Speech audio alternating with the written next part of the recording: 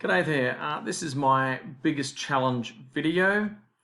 So I've been thinking about this quite a bit, and there's quite a few challenges of being an educator, especially this day and age. Probably my biggest concern or my biggest worries is the uncertainty of what is going to happen. I know there is going to be an announcement at about 3 o'clock today. But I also know that the KSDE has been putting together a contingency plan. But really it boils down to not knowing what school is going to look like or when it will start and that kind of stuff. So I have heard that we will be going back to school, but teachers will wear a mask. And I read that Year 5s, it's going to be too hard to get them to wear a mask. So I'll be the only one in the classroom wearing a mask. That we need to wash our hands every hour.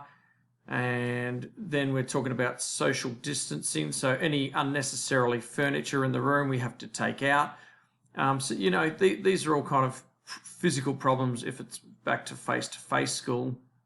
I'm an asthmatic. I get it pretty bad. Back in February, I went to the doctors and I kind of got diagnosed with COPD, which is a lung disease. And he said that my lungs sound like I've been smoking for 30 years, which was not good news. I went back maybe 6 weeks later and it was totally cleared. So, begs the question, I know there's quite a few people around who thought that they may have had coronavirus. So I'm wondering if that was the case. Not sure, but my lungs are completely cleared again. But it is a worry being an asthmatic because I'm, a high risk kind of person. And being exposed to all those kids. I've also heard that students will have a choice. So if they want to stay home and do it online, that they will be able to do that. So these are actually all recommendations, not going to be mandated, but it'll be up to the district to decide how it works. I've looked at 7A is my first one. Provide alternative ways for students to demonstrate competency and reflect on their learning using technology. So let's just say some students stay home and obviously there's not going to be the face-to-face. So by using technology, they'll be able to send a video, send some work to me, something over digital format, which will show me that they're competent in whatever we've been working on. So that's one that I thought would be important. 6A, foster a culture where students take ownership of their learning goals and outcomes in both independent and group settings. So I chose that because if they're at home, I can give the work, but I can't really enforce it, obviously. So they're going to have to take ownership of, make sure that they're doing the learning obviously in an independent setting.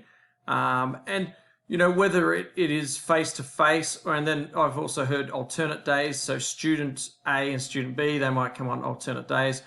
However it works, if we're back at school face-to-face, we'll be doing group settings, I'm sure, but I will be utilizing technology regardless.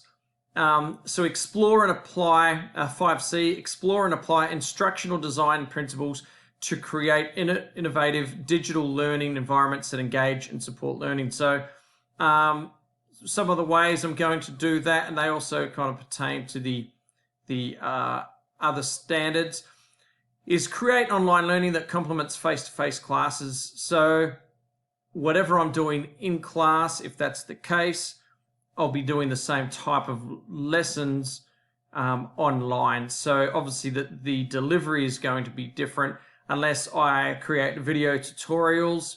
But generally I've found the video tutorials are not exactly how I teach in class.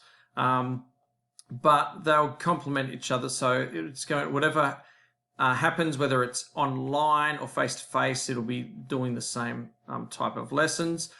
Google Sites. So part of my professional development plan was to create a Google site and collaborate with my peers. So it's just going to be full of resources, but also Google Sites that I can work with my students as well. So I've started one for social studies, and it'll just be a matter of creating different sites for different subjects, so they can go there, whether they're in class face-to-face or online. They'll be able to get into the websites and access the content. Digital presentations, so just kind of like what I've done in my portfolio. So I'll be utilizing those.